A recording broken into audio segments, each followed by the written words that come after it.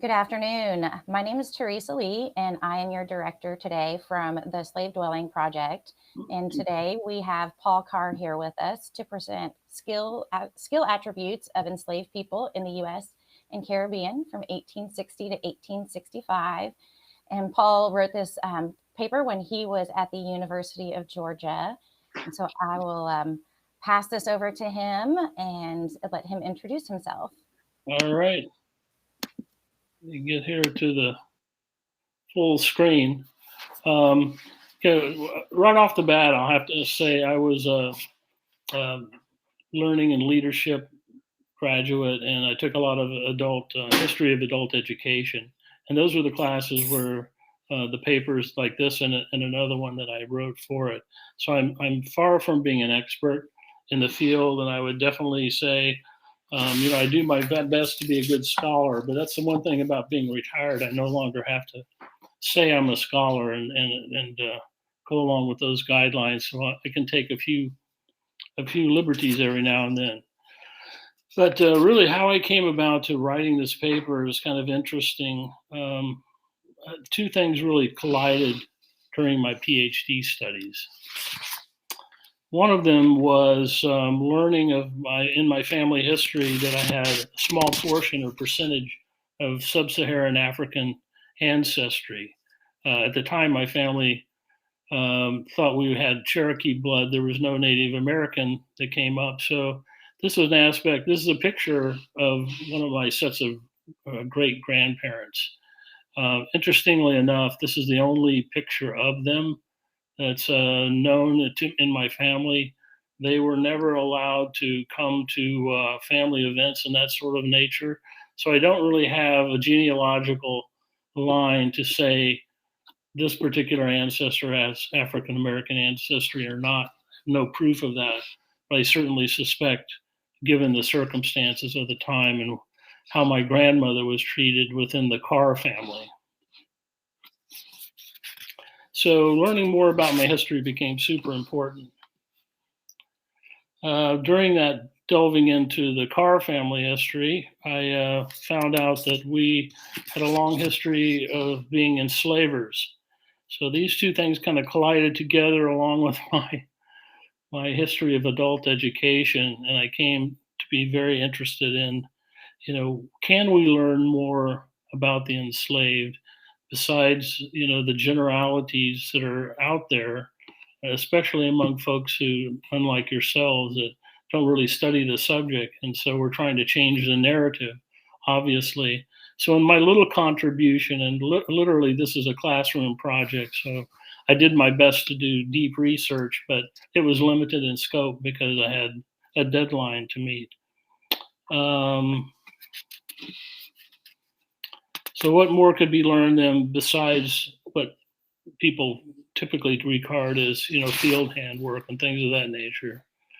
And then part of that whole family history came the gut punch. So I'll read this for you here. It's from a Carr document, July 23rd, 1836. Know by all men present that William Carr is paid the amount of $375 for Negro girl named Priscilla, aged about 9 years, and a slave for life, warranted in sound body and mind.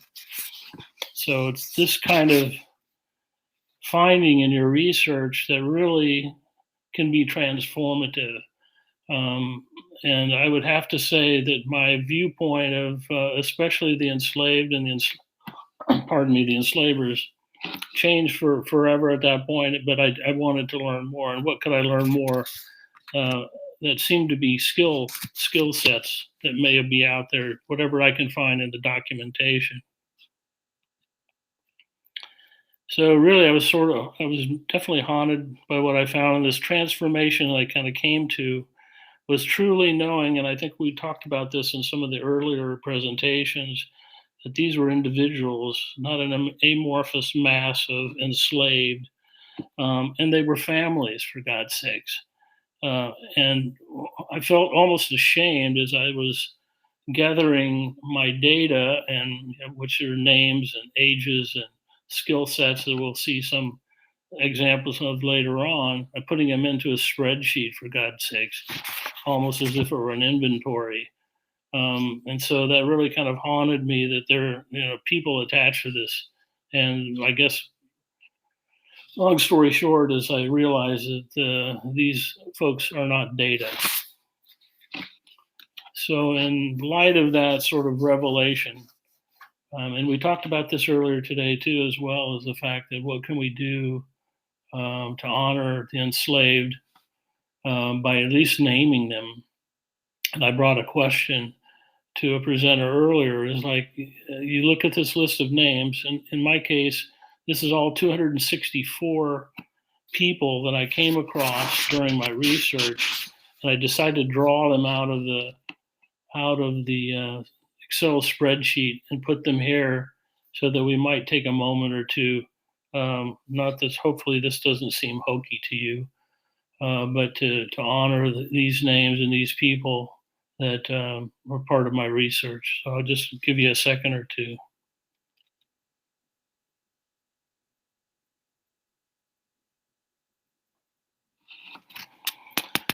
So one of the earlier questions I had for a presenter was, how I even feel bad about presenting these names, because in many cases that's not the preferred name of the people, but in any case that's what we have to work with, what little data we could find. So in my search, I'll get into the skill assets, my search for information about what people did besides what most people think. What's a horrible word, were inventories, which I'm sure many of you have come across. Those were the most fruitful as far as finding out what people did, because they were inventoried. And our large plantations, this generally took place every year. It was like a checks and a balance sheet of increase and decrease. Unfortunately, the people that were born and deceased in the year. And these were more formal in larger plantations. The smaller plantations, I said the irony of the whole thing is they were kept typically in the back of the family Bible, and they would contain other bills of sale and hire. They would have livestock inventories, and oftentimes the enslaved were included with those, which makes a statement of what this was all about at that point in time. So this enslaved inventories, they were prepared for sale or auction with the most detailed in description, often including the enslaved skill attributes that one might suppose would attract particular buyers. The enslaver was able to give value to people. So the first one I present here is the Wilton Plantation Inventory. Pardon me. And I have to apologize right now because my title was included 1860 to 1865. But when I got into it, that was my submitted title. But in fact, I've gone back to 1830 or so. So forgive me for that. That's part of not being a good scholar here. But the Wilton Plantation Inventory is 1849. On this page, we see, because there's just one singular page, it went on to be several pages. We only see 3 skill attributes, 2 as cooks and 1 as the seamstress. The others are listed as full hands or half hands, which I believe typically indicates field work. The half hand designation indicates the person is less productive in the field. A quote in there too, Zellmeyer is indicated as a half hand, but a note is also made that she is sickly. So I guess there is a reason she's not as productive. The other thing that I noted right off the bat is the common designation about skin tone. And oftentimes it was because there may have been 2 Harriets, as in the case here. So you had a black Harriet and you had a yellow Harriet. And the other skin tone that they use designation to help distinguish people was mulatto. I'm sure many of you are familiar with the weeping time, but the Butler family slave auction inventory is probably one of the more comprehensive resources I found to indicate skill attributes. As you may know, but if you don't, this was an auction that took place in Savannah, not far from where I live, in 1857, where 436 slaves were sold within a 48-hour period. There were people missing in the final inventory. I don't have the actual document, but Glynn County has a transcription of what was part of that. So if you take a look, you can see there are quite a few designations, but the ages here are what shocked me. Is like you've got people 26, 27, but children as young as 2 and 3 years old. It's hard for me to imagine that this auction took place and families were split asunder without regard for their connection, and it's just, yeah, gut wrenching. So, anyways, some of on this particular one, they use prime hands rather than full hands as a designation of productivity as a field worker. So what I found on this list, it's not comprehensive, but the trades include carpenter, wheelwright, cotton driver. At first I thought that was like a wagon driver. In further study, that was really a driver was a person that managed a gang of field workers and really kept them at task. Cooper, gardener, shoemaker, mason, sawyer in the mill, a mill tender, a cook, a blacksmith, a stable boy, a cattle minder, a butcher, and a spirit barrel maker. The next example is the Newton Plantation. This is in Barbados. I haven't done extensive research on the differences between enslaved in the U.S. and the Caribbean, but what I have read was that the life expectancy on a Caribbean plantation was much shorter than that in the U.S. So the conditions, as horrific as they were in the U.S., were even worse. And I don't know if that was due to the crop being major sugarcane crop and the difficulty with that, but once again, kind of a real eye opener. The skill attributes, it's interesting as we go to these different crop types and things of that nature, they change obviously, but many of them are common to all plantations. But they included carpenter, mason, head carter, which was the driver wagon team, head boiler, which is part of the process of turning sugarcane into molasses, a clarifier, another part of that process, and the distiller for making the spirits or rum, cooper, head butler, groom, cook, cattle minder, minding hogs, driving sheep, nursing, carrying water, washer, house servant, and in-town servant. And much closer to home, many of you have probably seen this. This is one sheet of the Drayton Hall inventory, which is not too far from where I live in Seabrook, South Carolina. It's outside of Charleston, not too far from Magnolia. Many of you may have visited. But here, the skills included house wench, which is a term they use for older women. They did use the term girl, but when it came to women, it was a wench. Cattle hunter, carpenter, cooper, and this is when I first saw noted the superannuated. In other words, they've been retired due to age. So my next source that I took a look at were fugitive advertisements. This source was far from fruitful in obtaining skill attribute information. Generally, they would have their name, their physical description, and often their behavioral characteristics, and typically negative. I doubt, I guess, from the enslavers' point of view, they don't want to build up the escapees' credentials too much, as they may have difficulty getting them returned. That's just my own philosophical point of view there. But here's some examples of those. The lower right-hand corner is one that did have reference to a skill, and I'll read that for you. It contains a very good blacksmith, he's called, near 6 feet high, a little blemish in one of his eyes, a good set of teeth, well-made, sensible fellow, and flow of speech. He can read, write, and cipher. He carried away with him about 50 or 60 pounds in cash and a gray roan horse. Good for him. He was owed much more than that. And then it comes to the hire, sale, and purchase documents that I just basically used my own family history.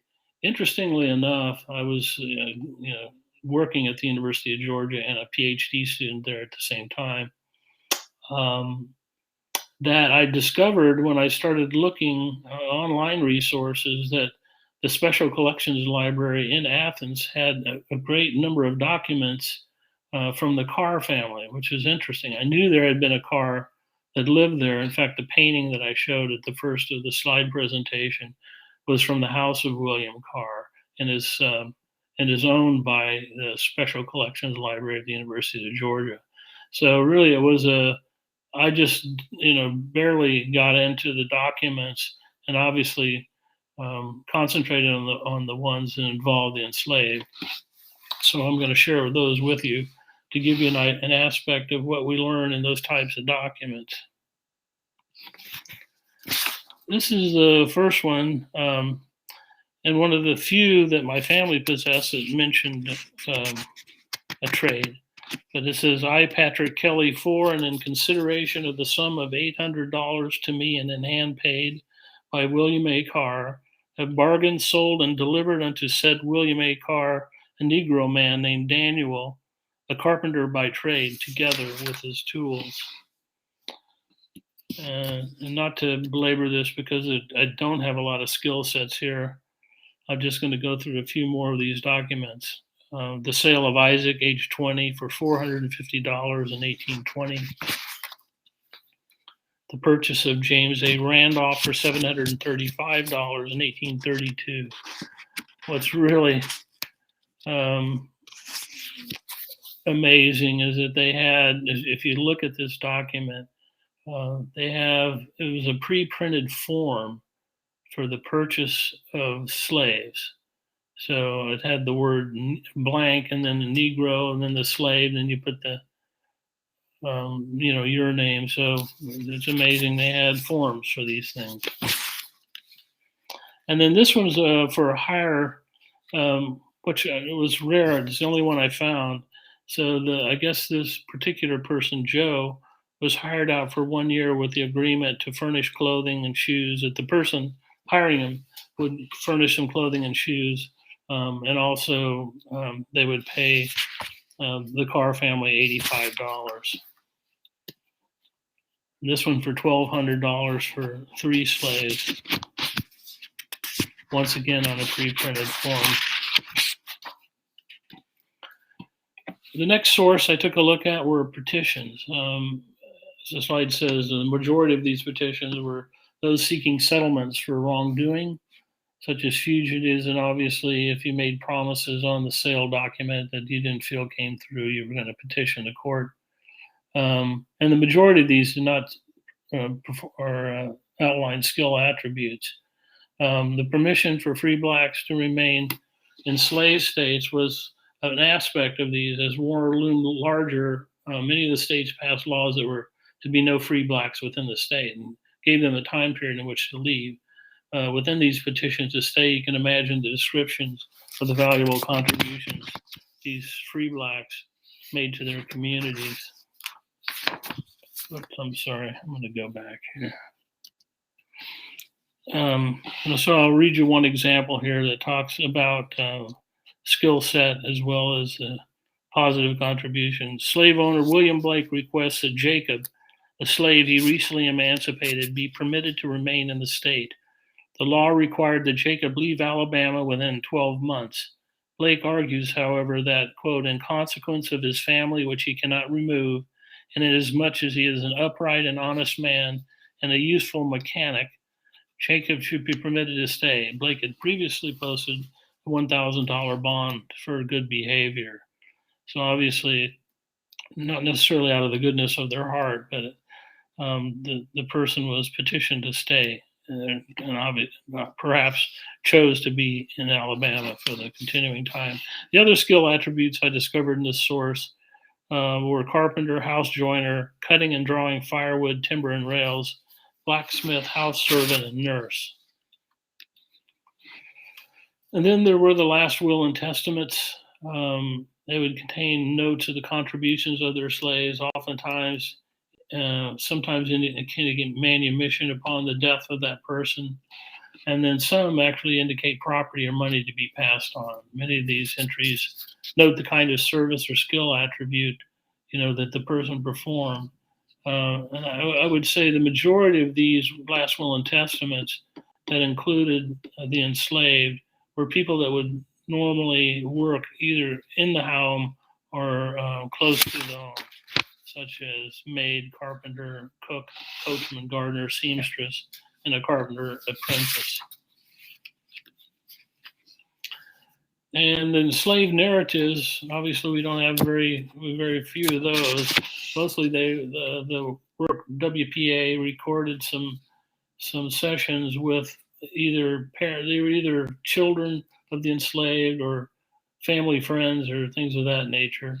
There was a lot of mention of skill attributes, but the ones that were mentioned were house servant, rice planter, boatman, fisherman, plower, field hand, nurse, and spinner, weaver, and a cloth dyer.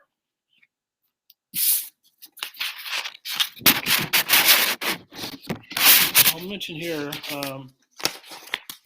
a book that I ran across that did delve a lot. It's not one of my favorite books, and I think it was written in the 90s and not written in what I would say a very open-minded fashion for the 90s. But in any case, I wanted to mention the skill attributes that were regional in nature, according to this researcher. So many Africans, especially in his words, Fulani and from Gambia, had experience in tending cattle in their homeland. So he goes on to say that these people were sought after specifically for the region and the skill set that they brought to the plantation.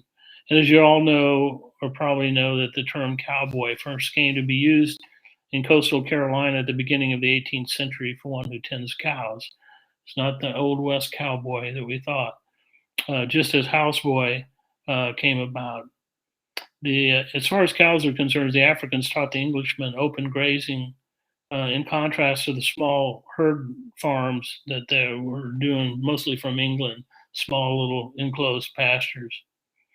The Senegambians, Yoruba, Dahomians were favored as house servants. Bambara, Malinke, and Coromantes were valued as artisans. Senegambians were also valued as blacksmiths. Mandi people were good watermen and rowers, and those from the coast of West Africa were sought for their skills in the net casting for fish.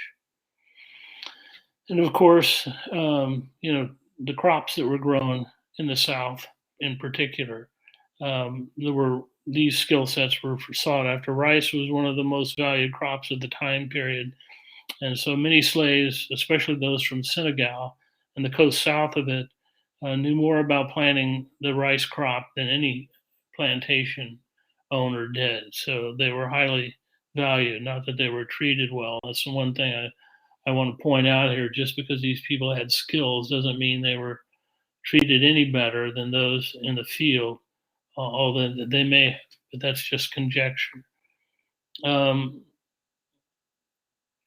The same could be said for crops of indigo and cotton.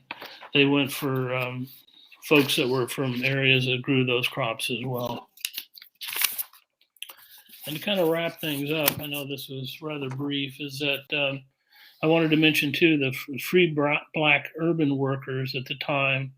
I've sort of left untouched, but you can imagine that they had a lot of skill sets and skills at the time before the Civil War, and were active barbers and carpenters and wheelwrights, coopers, and urban blacksmiths, and also barbershop.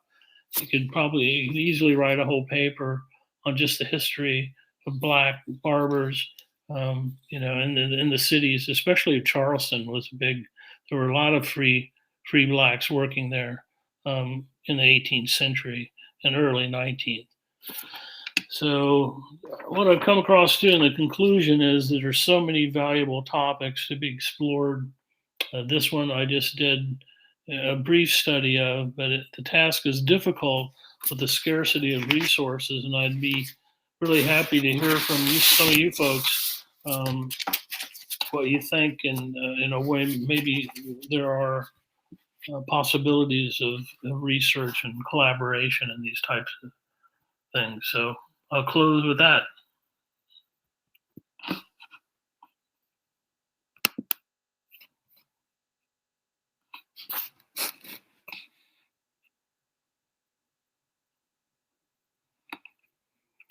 All right.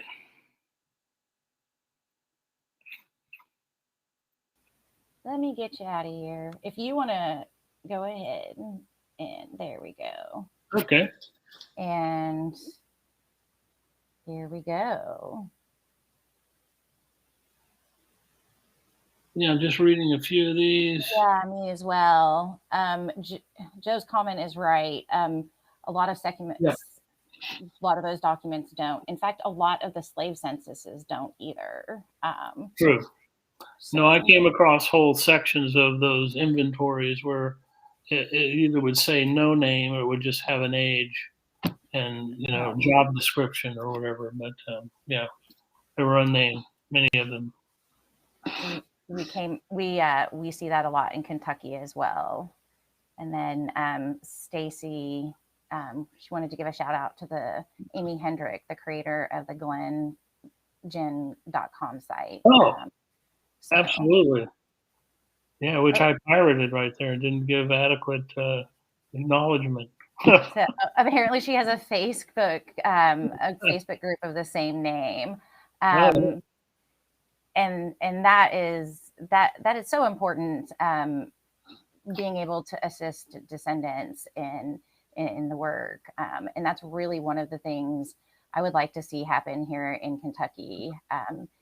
Especially in a smaller state, it should be relatively easy to create something like that. But along the same line, Liberty County, Georgia has another website here. I'm going to show this so we can that would be great. comment. So they had names.net. So yeah, one of the things that occurred to me too, that it sounded like there are sites that have the names displayed and are part of whatever presentation, so that they, get that individuality and the people into the story, not just the word enslaved, But that should be sort of mandatory. it really should. I concur. And I would also say that, you know what? I just forgot my train of thought. I've got a lot of them these days. This conference is evoking a lot of thought, and just trying to do what we do a little bit differently, as historic sites and places that tell these stories. So, right. And as somebody who comes from a family who found some interesting documentation. Yeah. It's great. It's great to see your presentation. Well, thank you. Appreciate it. Here, I am going to actually show this as well. This is another comment from Stacy. Oh, cool. Digital Black History. The Freedmen's Bureau. And then Joe asked, does your Caribbean include all the European countries that participated in the transatlantic slave trade? Oh, my dip into the Caribbean, because of the limitations of a class paper, it was very brief. It was mostly British that I came across. Yeah. But that's a whole, obviously a field, and I'm sure there are scholars that specialize in that. But if not, there should be. There are. Honestly, I as a student early on, I noticed, oh my gosh, there's so much information. You can actually see my bookshelf behind me. That's just a fraction of it. My goal is to go to the Whitney and go to their bookstore and visit their bookstore. But there's so much information, but there's just very little trickle down to the public is, I think, part of the problem. And it's a very nuanced topic. It's very complicated. But cool. I don't I don't think we have any questions. I am All displaying right.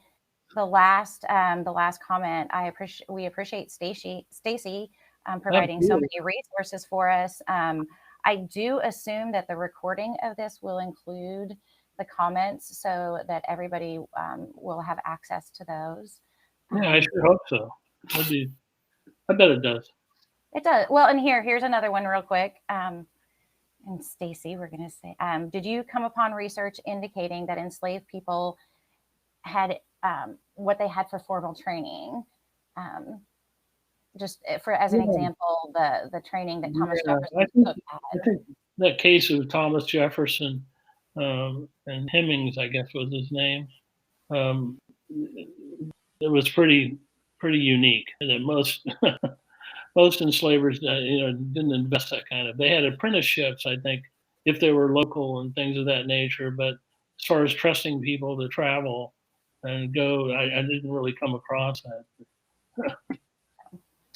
And we have another question that is asking, what prompted you to do your research?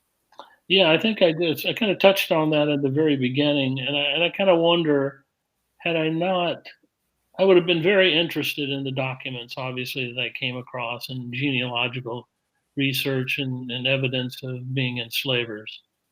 But I think the fact that I'm 7%, I guess, give or take, and that those tests vary, sub-Saharan African, that's when it kind of like, okay, I need to learn more about that because I know nothing about it in my family. So that really kind of prompted me, and what more could we learn about the enslaved to give them some humanity, yeah, and more of an identity.